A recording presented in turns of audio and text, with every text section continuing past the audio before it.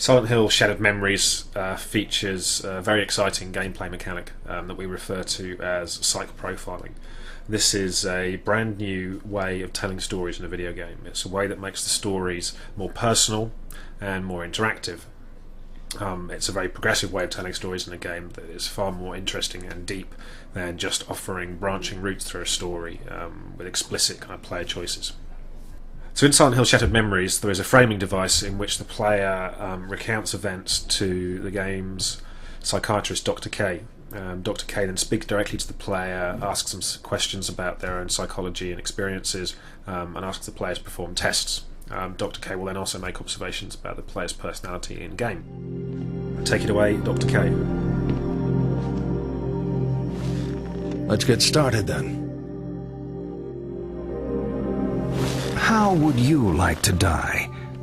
No, wait, let me guess. You want to die in your sleep. You'd like to die having sex. You'd want to die surrounded by family. You'd want to die surrounded by friends. It's academic, really, as we're only truly conscious of death when it happens to others. Get to my age, you'll have seen plenty of people die. There 1 minute, then gone.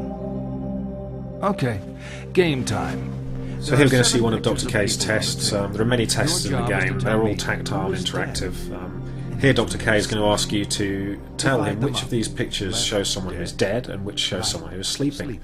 The game can then analyse the player's choices here to determine how their brain works and use this as information to drive some of the psychological profiling. A lot of the tests in the game are tests that are used by real psychiatrists. They are interpretive and projective tests. Now the testing that is done by Dr. K accounts for about 25% of the data we have on the player.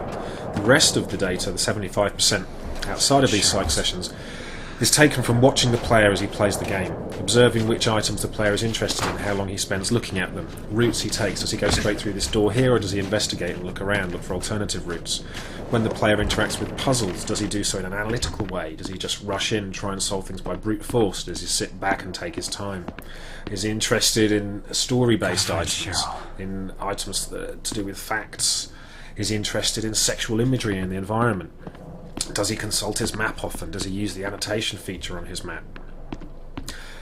So we're constantly tracking everything the player does, noticing the small details. The game is constantly spooling data and using this to analyse the player's psychology. So here, does he take the left or right option?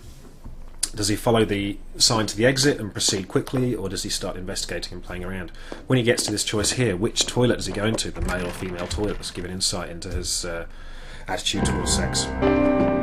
Now, once we have all this information on the player, it gives us a very accurate portrait of his personality, and we then leverage the decades of research into personality to tweak elements of the game. So here the player is about to meet the character Michelle for the first time, and what we want the player to do is to fall for Michelle and find her a character that they're attracted to and see as a friend. The research gives us insight that allows us to change the appearance of Michelle, change the way in which she's introduced, the clothes she wears, the lighting of the environment, to create a character that the player is more personally attracted to. So here we see a Michelle who is a bit more introverted, a bit more conscientious. The way she's dressed is less overtly sexual and flirtatious. As she climbs down from the stage, she's fairly awkward, and the things she's saying to the player imply that she's a slightly socially awkward character. And this is aligned to a particular personality. Then here is another run through the game. This Michelle is wearing red, is dressed a lot more a sexual way. She's more flirtatious, she acts in a much more extroverted way. Acts like she enjoys parties and is the centre of attention. And the way she acts towards the player, she takes the lead.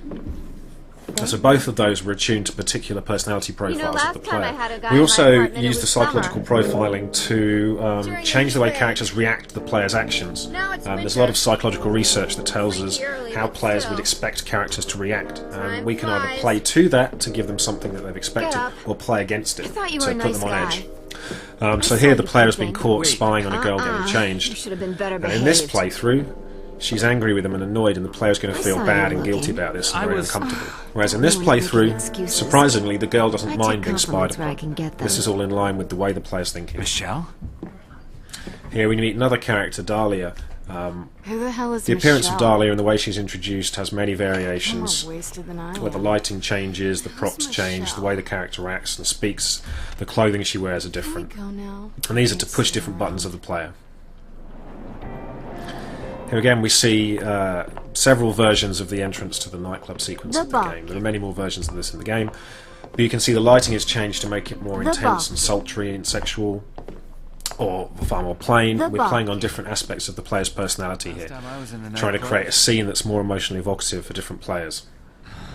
I need your help. Now here we're playing on the aspects of the player's personality that will tell us their approach to authority figures. Okay, sir? Not a good For night. players Yeah, who well, have an expectation that authority figures will looking for my behave daughter. within the confines of their role and Take a will be seat. reliable, we give them a cop who is kind of sleazy and lazy, therefore upsetting the player. Whereas players who have a lack of respect for authority figures and see them as a kind of big brother, we give them a nice, personable cop. Again, very different reactions from the player, but we're playing against their expectations to try and surprise them and give them a game experience which is constantly showing them things they weren't expecting.